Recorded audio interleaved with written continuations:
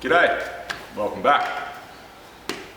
As you can see by the title and the thumbnail of this film, I sold the ski, but it's back again. The guy that I sold it to picked it up, took it on the water the next day and messaged me straight away and said, something's not quite right. It feels like a clutch is slipping on a car, to put it into a different set of terms.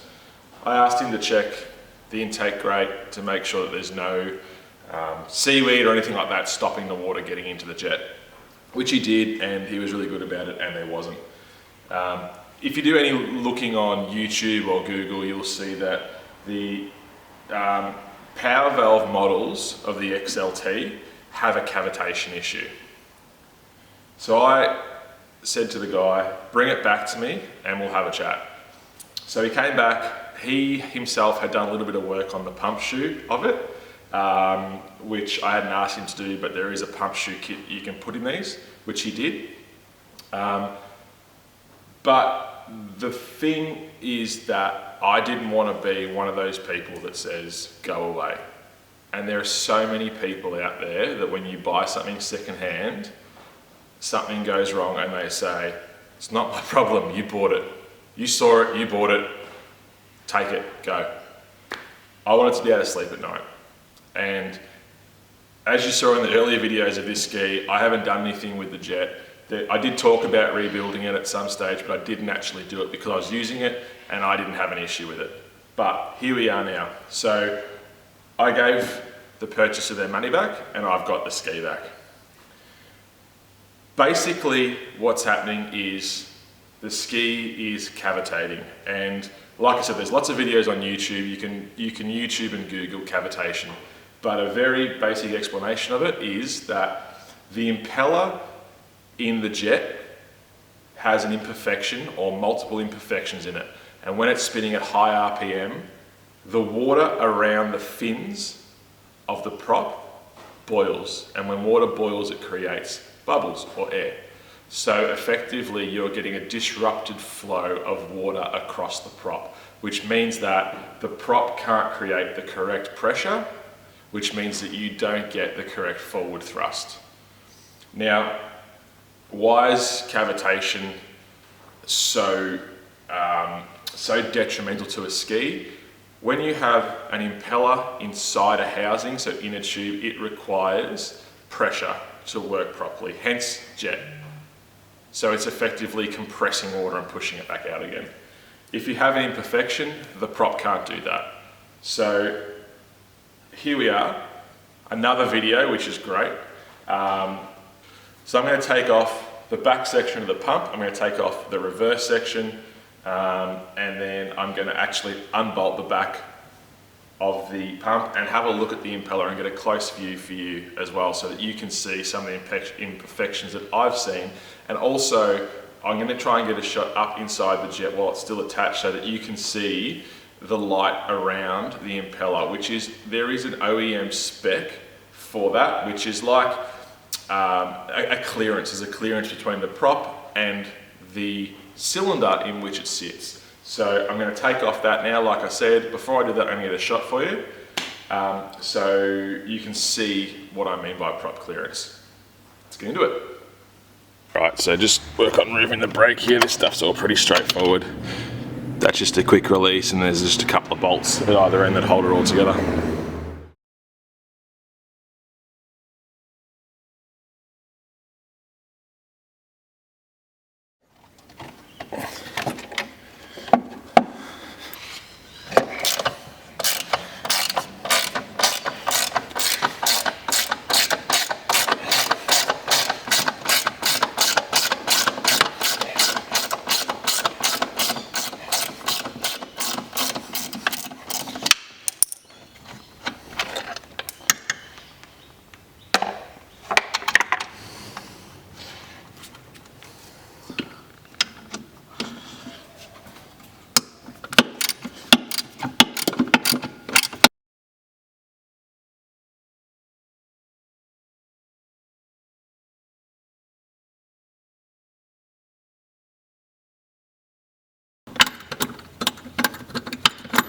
Oh wow, that's crunchy.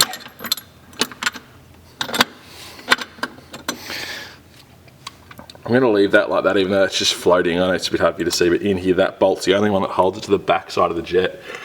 I'm going to unbolt the other side and then free it up. All right, now I'll crack these nuts off here. Oh, that was actually very loose. I was surprised that was that loose.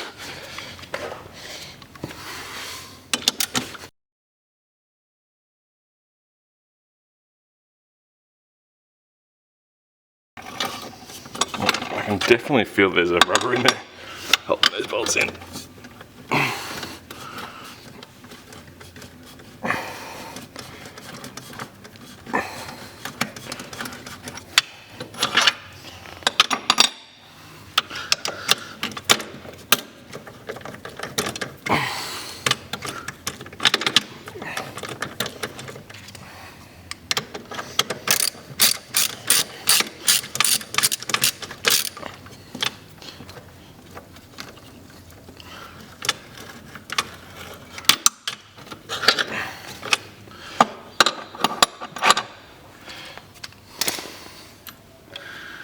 Okay.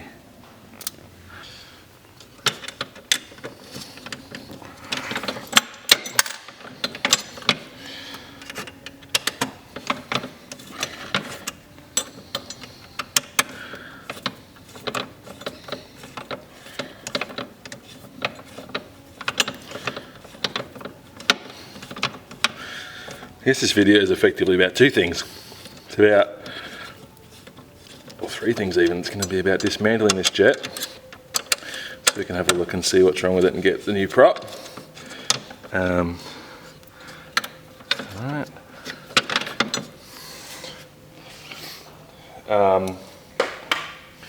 So dismantling the jet, having a look at the wearing, or the insides, not the wearing, and also just trying to remind people that, you know, when you buy and sell stuff, like, just remember that, you know, if something's not right, you don't sell it. Really irritates me when people sell things that are no good. Okay. Well, that's in there tight.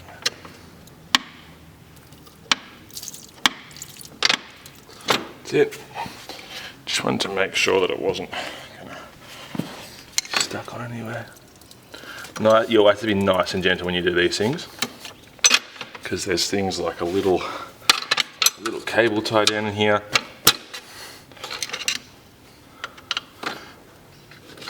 Take that off.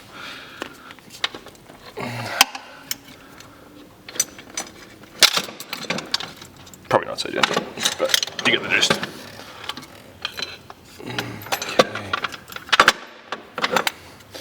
So now, what I'm going to do is have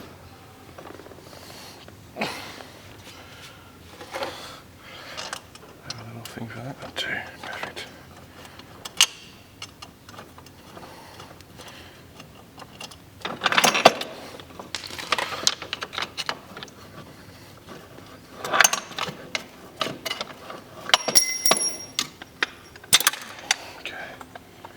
So it probably looks a lot worse on camera than what it actually is, because I'm looking through it now. But see that air gap around the outside? I'll have to measure and see if that's within spec, but that's the gap that I'm talking about. You can see the light coming through around the prop.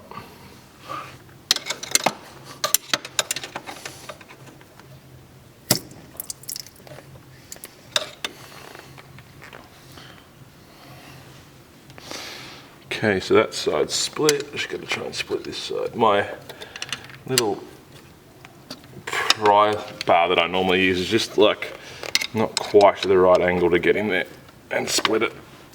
There we go.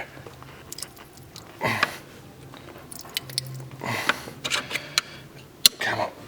Come on. There we go. Get in there.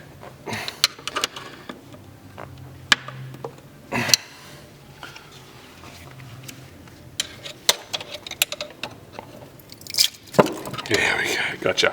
All right, let's slide this out.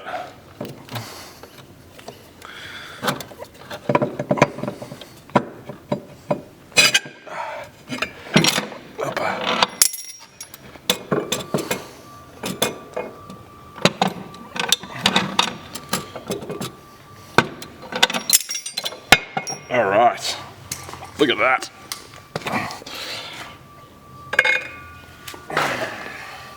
All right, so here's the surface that the prop has a clearance from, and it looks like it's been honed, a honed finish like the inside of a bore. There's nothing obvious in there, like no chunks or dints.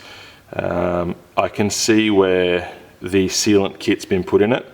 That might just need to be cleaned up a touch just to stop it, because these things really work on smooth water. Anything that's not smooth will really cause them to have issues and throw the toys out of the cot, so to speak. So that's that side of it. I'm going to spin the camera around and I'm going to show you the prop. All right, I hope you can see well enough. I'm just going to see this. This is what they call the leading edge. And you want that leading edge to be smooth. This one, not so smooth. Even small imperfections like that. Just want to try and zoom in a little bit for you.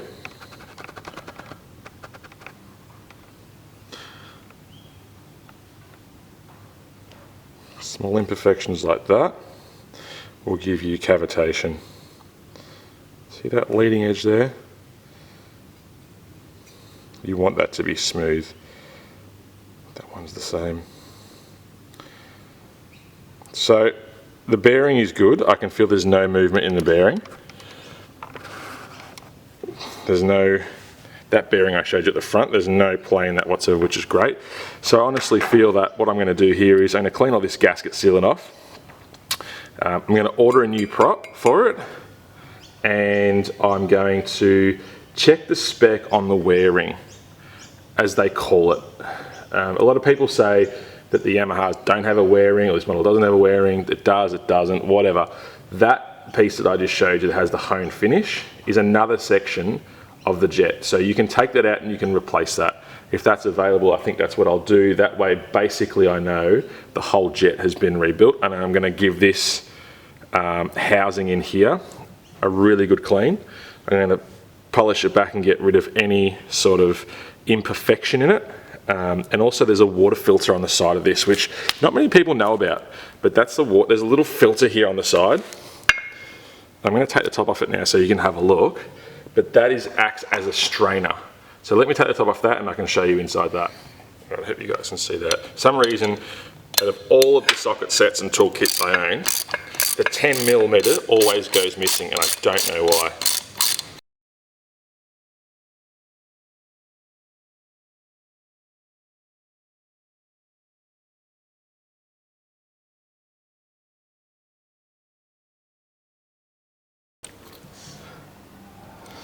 So in there you can see there's actually nothing in there. It's literally just a strainer, a housing strainer. This will come out, I'm sure. Yep. So there you go. Little strainer in there. It's designed to filter O-ring. Put that back together again. I'm actually going to clean all this, so I'm not going to do it up really tight now, because I want to clean all the salt corrosion off all this. Okay, so as you saw, the jet's pulled out. That's a pretty straightforward thing to do. I think I'm just going to replace the parts that I can get for it. I'm just going to replace them, and that way I know it's done. I know that the prop's new, the seals are new. Like I said, the guy that did buy it off me temporarily, he put a shoe kit in it. I'm going to take that off, and I just want to check to see that I just noticed there's a bit of silicone oozing out, which will need to be trimmed back, and it'll be easier if I just take the grate off to do that. But I just wanted to make a short video. It's not obviously the normal length and detail that I do, but I just wanted to pretty much bring the ski back onto the channel. It happened quickly that I was, in the position to sell it, and I did.